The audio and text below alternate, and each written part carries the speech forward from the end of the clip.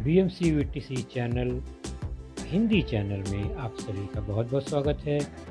इस वीडियो को देखने के बाद आप लोगों के लिए इसके डिस्क्रिप्शन बॉक्स में कुछ आसान से प्रश्न दिए गए हैं जो कि इस वीडियो से संबंधित है। उन्हें हल करने का प्रयास ज़रूर कीजिए और फिर वीडियो देखने के बाद उसमें एक छोटा सा डिस्क्रिप्शन बॉक्स में छोटा सा गूगल फॉर्म भी है, उसे ज़रूर भरें। अपने सुझाव अपनी राय को उसमें ज़रूर भरें ताकि हम वीडियो को और इम्प्रूव कर सकें। और अंत में इस चैनल को अगर आपने सब्सक्राइब नहीं किया है तो ज़रूर सब्सक्राइब कीजिए ताकि आपको नए नए आने वाले वीडियो की सूचना मिलती रहे। तो चलिए देखते हैं अपना वीडियो।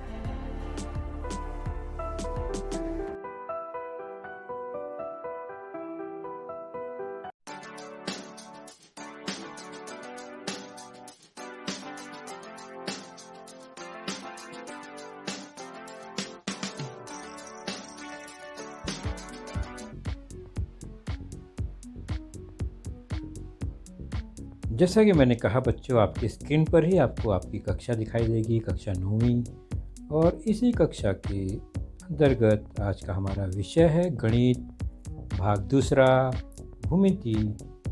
ज्योमेट्री से संबंधित यह घटक होता है। और इस विषय के अंतर्गत हमारा जो आज का पाठ है, आपके पाठ्य पुस्तक से लेसन नंबर 8 ट्रिग्नोमेट्री, जिसका हम भाग पहला आज देखेंगे। त्रिकोणमिति प्रकरण 8वां, भाग पहला। और मैं हूं आपका वर्चुअल मार्गदर्शक Ajay Kumar Maurya, MCGM virtual classroom Dadar से। चलिए शुरू करते हैं लेसन में हम।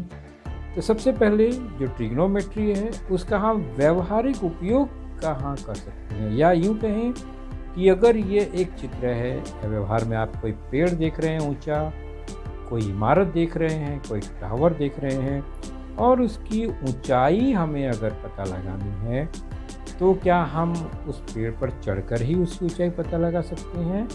तो नहीं, हम कुछ भूमितीय आकृति द्वारा तुलनात्मक अध्ययन से हम प्रत्यक्ष ऊंचाई प्राप्त कर सकते हैं। जैसे कि यह एक पेड़ है, नारियल का ऊंचा पेड़, उसकी लंबाई अगर हमें नापनी है, सीधा पेड़ है तो पेड़ को हम एक लंबवत इकाई नापते हैं, लंबवत। और ज़मीन से एक दूरी जो है आड़ी, वो लंब है उस पेड़ पर, ज़मीन जिसे कहते हैं। और उस दोनों सिरों को मिलाने पर एक त्रिभुज बन जाता है, जैसा कि आप आकृति में देख रहे हैं। अर्थात यहाँ पर हमें 3 भुजाएं और कोण की रचना होती हुई दिखाई देती है। जमीन पर एक दूरी, ऊंचाई, और एक तिरछी दूरी जो कर्ण है इस त्रिभुज के हिसाब से, और एक न्यून कोण का अंदाजा हम लगाएंगे। उस न्यून कोण की सहायता से और दिए गए भुजा की लंबाई के हिसाब से हम गणितीय उपयोग करके हम पेड़ की ऊंचाई ज्ञात कर सकते हैं बिना प्रत्यक्ष नापे। क्यों? हम जानते हैं कि समकोण त्रिभुज के न्यून कोण के माप और उनके भुजाओं के बीच एक विशिष्ट संबंध होता है। और पाइथागोरस प्रमेय में हमने भुजाओं से संबंधित एक गुणधर्म देखा था कि त्रिभुज के तीनों भुजाओं से संबंधित भुजाओं में आपस में क्या संबंध है। हमने देखा कि समकोण त्रिभुज में एक पाइथागोरस प्रमेय का गुणधर्म मिलता है। समकोण त्रिभुज में ही 30, 60, 90 का एक गुणधर्म मिलता है। समकोण त्रिभुज में ही 45, 45, 90 का गुणधर्म मिलता है। समरूप त्रिभुजों का भी गुणधर्म मिलता है। तो इन्हीं सब गुणधर्म के द्वारा और एक नया गुणधर्म हम प्राप्त करेंगे, वह है उनके भुजाओं के अनुपात का गुणधर्म।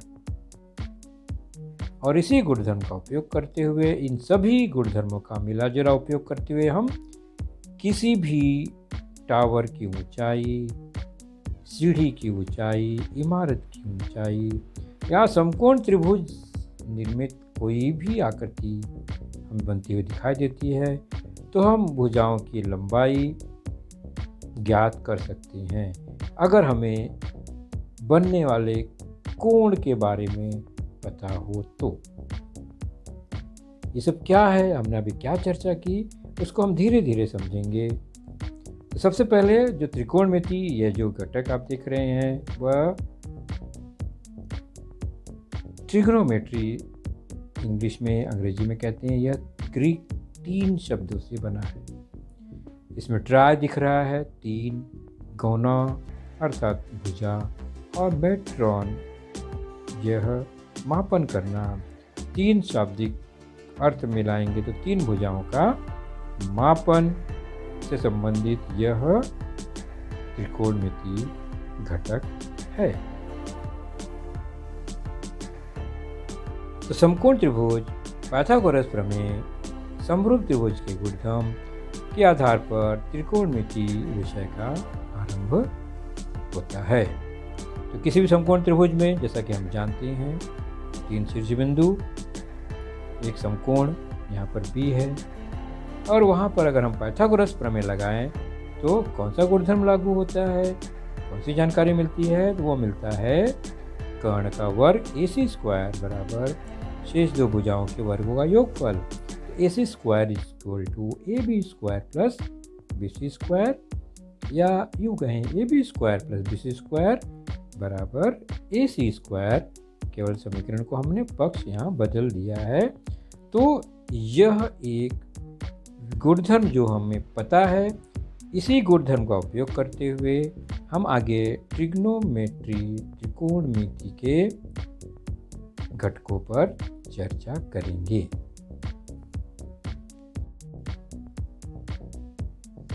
चलिए कुछ संबोध देखते हैं त्रिकोणमिति से संबंधित।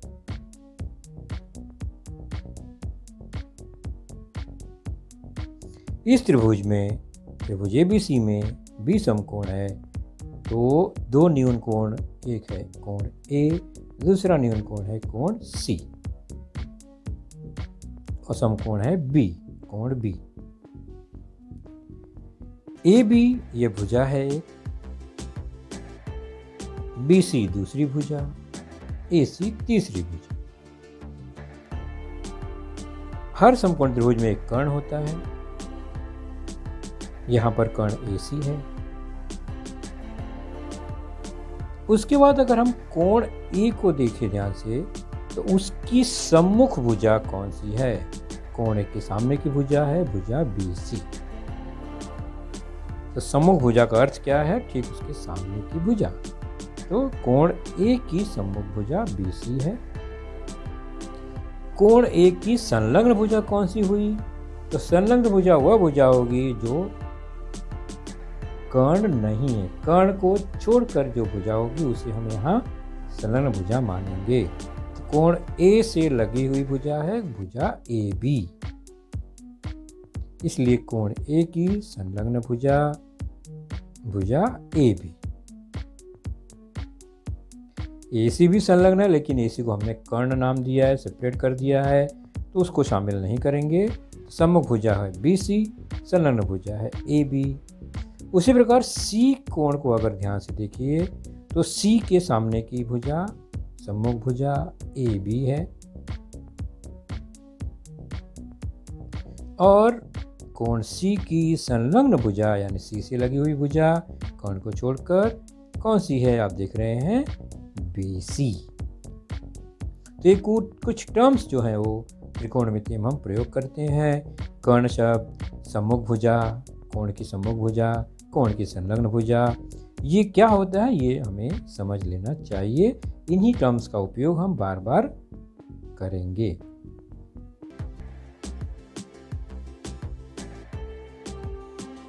तो यह समकोण त्रिभुज ABC, B यहाँ पर समकोण है, भुजा AB, भुजा BC, भुजा AC आपको दिखाई दे रहा है, और C का अगर मान थीटा है, कोण का मान थीटा है, तो हम त्रिकोणमिति अनुपात कैसे बनाएंगे?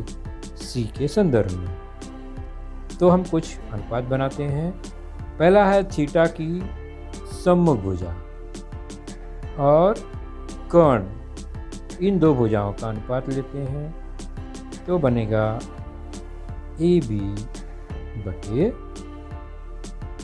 AC, यानी AB और AC का संबंध ये दिखा रहा है।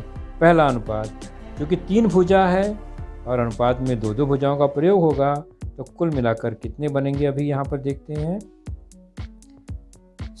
दूसरा है थीटा जो कोण है उसकी संलग्न भुजा और कर्ण का अनुपात, तो वह लंबाई है संलग्न भुजा मतलब BC और कर्ण है AC।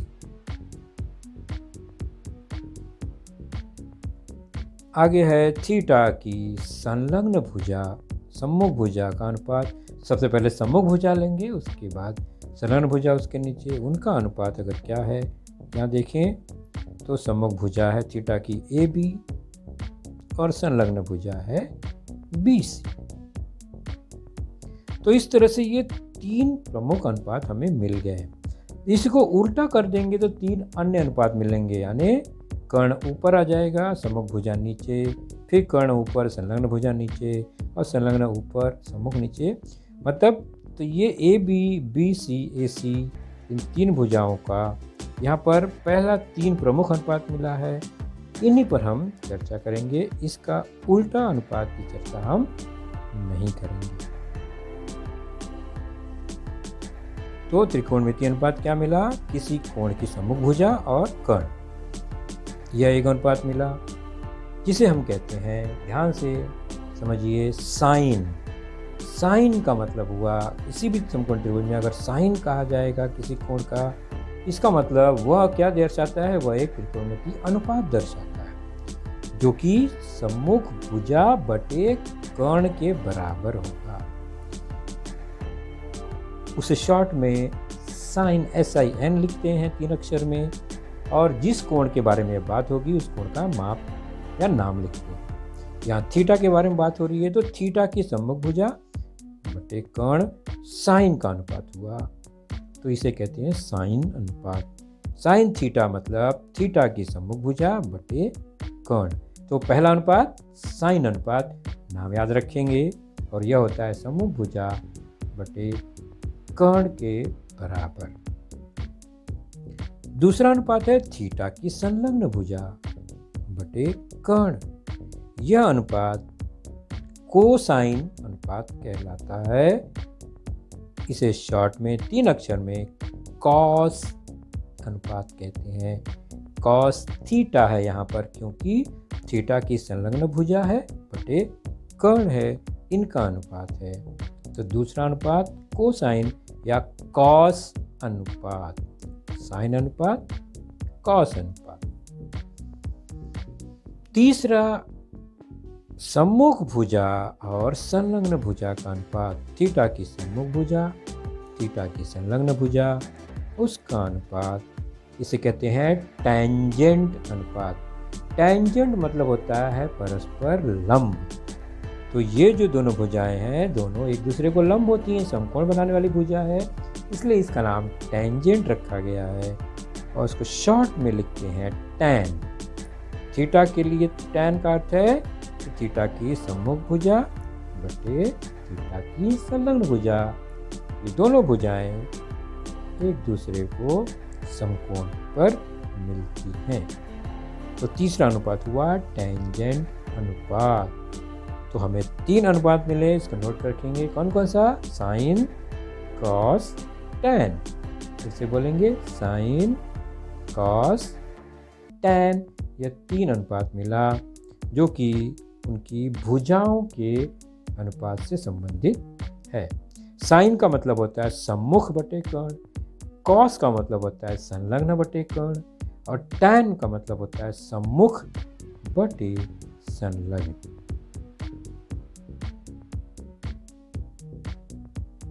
त्रिकोणमितीय अनुपात, ट्रिग्नोमेट्रिक रेशियोज 3 हमने देखे।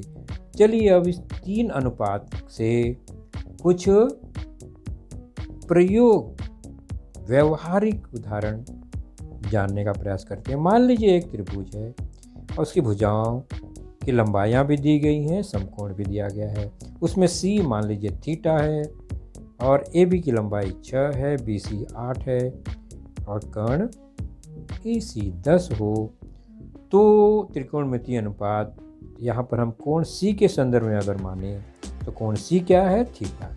तो साइन थीटा क्या होगा? याद आया साइन क्या होता है?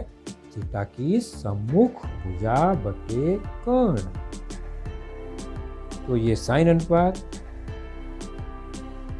कॉस थीटा मतलब कॉस अनुपात जिसे कोसाइन कहते हैं, और टैन थीटा अर्थात टेंजेंट अनुपात। 3 अनुपात हमें पता लगाना है। क्या बता सकते हैं? साइन थीटा क्या होगा?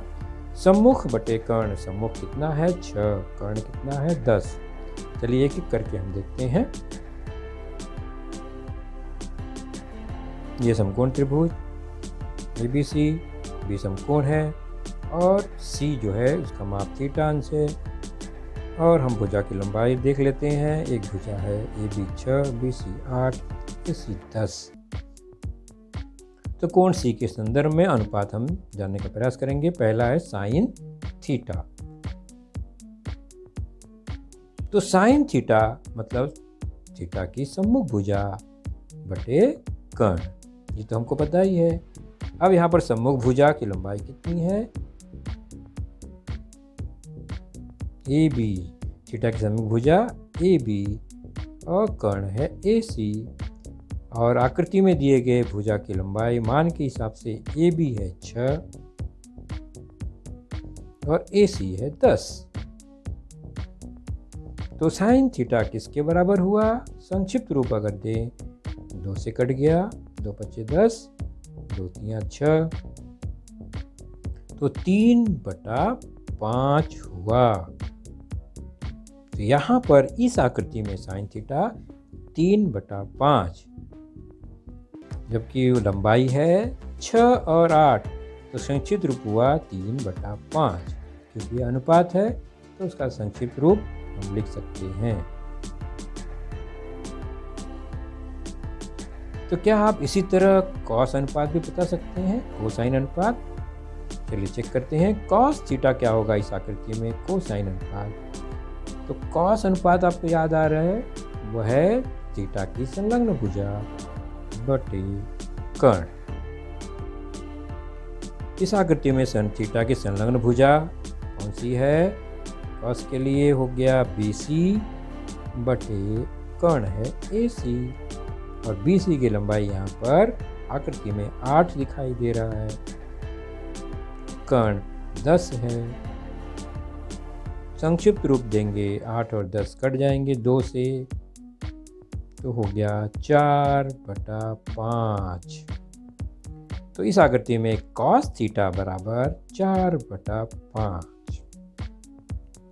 चलिए थीटा के संदर्भ में, C के संदर्भ में तीसरा अनुपात टैन थीटा मतलब टेंजेंट अनुपात। ये क्या होता है? ये होता है थीटा की सम्मुख भुजा बटे थीटा की संलग्न भुजा। और यहाँ पर सम्मुख भुजा AB है, इसलिए टैन थीटा बराबर AB बटे BC। AB की लंबाई 6, BC की लंबाई 8। तो हो गया संक्षिप्त रूप इसका 2 तिया 6, 2 चौका 8, मतलब यह हो गया 3/4। तो टैन थीटा इस आकृति में हुआ 3/4। तो इस तरह से हमने यहाँ पर त्रिकोणमितीय 3 अनुपात को देखा और उसको प्रत्यक्ष त्रिभुज में भुजा की लंबाई के अनुसार हमने अनुपात भी बनाया। तो sine theta, cos theta, tan theta बार बार हम रिपीट कर रहे हैं ताकि याद हो जाए आपको। 3 त्रिकोणमितीय ये प्रमुख अनुपात। साइन थीटा है थीटा की सम्मुख भुजा बटे कर्ण, बार बार बताया जा रहा है आपको, याद कर लीजिए। तो कॉस थीटा क्या है? थीटा की संलग्न भुजा बटे कर्ण। और टैन थीटा है थीटा की संलग्न भुजा बटे थीटा की सम्मुख भुजा बटे थीटा की संलग्न भुजा। पहला दूसरा, तीसरा ये प्रमुख 3 त्रिकोणमितीय अनुपात है साइन, कॉस, टैन। अब आप सोचेंगे कि एक त्रिभुज में हमने अभी अनुपात देखा, क्या भिन्न भिन्न त्रिभुजों में ऐसे त्रिभुज जिसके नीन कोण अगर समान है तो क्या अनुपात एक जैसा ही होगा? चेक कर लेते हैं। यह एक त्रिभुज है जिसमें एक नीन कोण 37 अंश का है, दूसरा त्रिभुज है उसका भी नीन कोण 37 है, और तीसरा समकोण त्रिभुज है उसका भी न्यून कोण 37 है। भुजाओं की लंबाइयाँ अलग अलग होंगी क्योंकि आकार छोटा बड़ा है। हमने माप कर देखा तो इस तरह से उनकी भुजा की लंबाई मिली हमें। तो क्या इनके त्रिकोणमितीय अनुपात एक जैसे ही होंगे या भिन्न भिन्न होंगे? देखते हैं। तो हम केवल एक उदाहरण चेक करेंगे। मान लीजिए साइन 37 को देखते हैं। पहली आकृति में साइन 37 क्या होगा? तो 37 की सम्मुख भुजा बटे कर्ण, तो 9/15। दूसरी आकृति में 37 की सम्मुख भुजा 3 बटा कर्ण, 3/5। तीसरी आकृति में 37 की सम्मुख भुजा 27, कर्ण 45, तो 27/45। तो तीनों त्रिभुज में देख रहे हैं कि अनुपात अलग अलग है, लेकिन उनका मान चेक करते हैं, यानी संक्षिप्त रूप देखते हैं, उसकी कीमत देखते हैं। 9/15 को अगर हम 3 से काटें तो 3 त्रिक 9, 3×5 = 3/5 आया। दूसरा 3/5 ही है, वो संक्षिप्त रूप ही है। तीसरे में कैसे काटेंगे? 9 से काट के देखते हैं। 9 त्रिक 27, 9×5 = 3/5।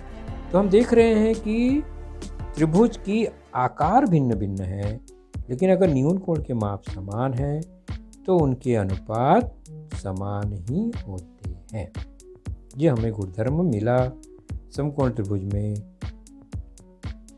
त्रिकोणमितीय अनुपात के कुछ यहाँ पर हमने चर्चा की। अलग अलग समकोण त्रिभुज के जिसके न्यून कोण का माप अगर समान हो तो अनुपात भी उनके समान ही होंगे। चलिए अब इसी पर आधारित प्रश्न संग्रह 8.1 को देखते हैं। पेज नंबर 104 पर है आपके पाठ्य पुस्तक में। पहला प्रश्न है, संलग्न आकृति में त्रिभुज PQR का कोण R समकोण है तो निम्नलिखित अनुपात लिखिए। पहला sin P, दूसरा cos Q, तीसरा tan P, चौथा tan Q। इन चारों अनुपात का मान लिखना है। कब? आकृति को देख। तो यह त्रिभुज का नाम PQR जिसमें R समकोण है दिया गया है। अब हमें इन भुजाओं के आधार पर अनुपात को लिखना है। हम पहले चेक करते हैं। पहला प्रश्न sin P, और आपको पता है sin P मतलब P की सम्मुख भुजा बटे कर्ण। तो P की सम्मुख भुजा कौन सी होगी? P के सामने की भुजा है QR। तो sin P बराबर सम्मुख भुजा QR बटे कर्ण। कर्ण है समकोण के सामने की भुजा मतलब PQ। तो sin P मिल गया QR बटे PQ। पहला उत्तर मिला हमें। दूसरा तीसरा आप स्वयं हल करने का प्रयास कीजिए। मैं चौथा हल करने की कोशिश करता हूँ। आप देखिए, जैसे चौथा वैसे तीसरा। यहाँ पर नाम है tan Q बताना है हमें। Q है कोण Q के संदर्भ में, यानी तो हमें ध्यान फोकस कहाँ करना होगा? Q पर। तो Q के लिए tan अनुपात बताना है, और tan अनुपात होता है सम्मुख भुजा बटे संलग्न भुजा। Q की सम्मुख भुजा PR और संलग्न भुजा QR। तो tan Q बराबर PR बटे QR। पहला और चौथा हल हमने कर दिया।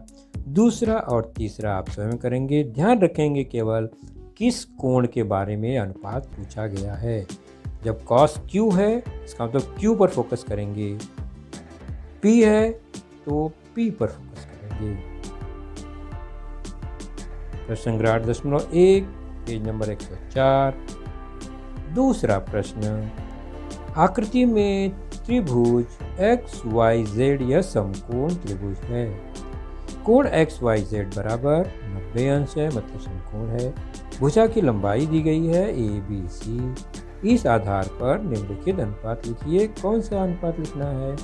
तो उसमें दूसरा मैं देख रहा हूँ tan Z बताना है और तीसरा है cos X बताना है। शेष प्रश्न आप स्वयं हल करेंगे। आकृति देखते हैं। आकृति समकोण त्रिभुज, नाम XYZ, Y समकोण है। क्रमशः भुजा की लंबाई दी गई आकृति में ABC, ये लंबाइयां हैं। अब हमें अनुपात बताना है। दूसरा प्रश्न है tan Z यानी Z के संदर्भ में हमें अनुपात बताना है। तो Z ये रहा। tan अनुपात मतलब सम्मुख बटे संलग्न। tan का सम्मुख B है लंबाई, संलग्न है कर्ण को छोड़कर A है, तो B बटा A हो गया tan Z का मान। तीसरा cos X, तो अभी हम कौन से कोण के बारे में चर्चा करना है? X, और cos मतलब संलग्न बटे कर्ण, तो X की संलग्न मतलब P, X से लगा हुआ, C नहीं होगा क्योंकि C तो कर्ण है, तो संलग्न बटे कर्ण। कर्ण क्या है? कर्ण है C, B बटा C। तो हमने दूसरा और तीसरा देख लिया। शेष प्रश्न आप स्वयं हल करेंगे। आसान है इस तरह से। cos, sin, cos, tan अनुपात के मान ज्ञात करना। तो हमने आज क्या समझा बच्चों? हमने आज समझा साइन अनुपात त्रिकोणमितीय अनुपात में, जिसे शॉर्ट में साइन लिखा जाता है SIN।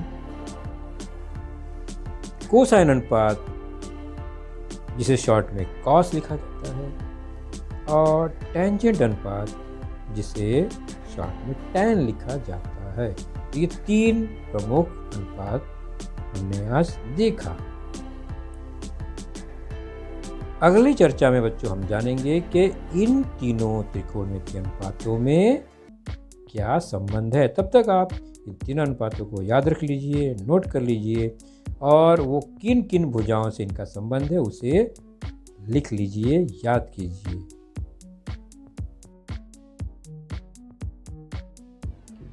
तो बच्चों आपने देखा आज का लेसन, उसके प्रमुख मुद्दों को ध्यान से बार बार दोबारा देखकर समझने का प्रयास कीजिए, क्योंकि एक बार देखने पर किसी को भी वो पूरा मुद्दा समझ में नहीं आता। तो जैसे ही हम 2 बार 3 बार देखेंगे तो हमें वह समझ में आने लगेगा। और इसके आगे की जानकारी जो होगी बच्चों, वह निश्चित ही हमारे अगले वीडियो में होगी। तो उस वीडियो को देखने के लिए, उसकी सूचना प्राप्त करने के लिए जो नीचे सब्सक्राइब का बटन होता है उसे ज़रूर प्रेस कीजिए और नोटिफिकेशन ऑन रखिए, ताकि जैसे ही हमारा लेसन चैनल पर डाला जाएगा आपको वह तुरंत प्राप्त होगा। तो अपना ख्याल रखिए, सुरक्षित रहिए। Thank you.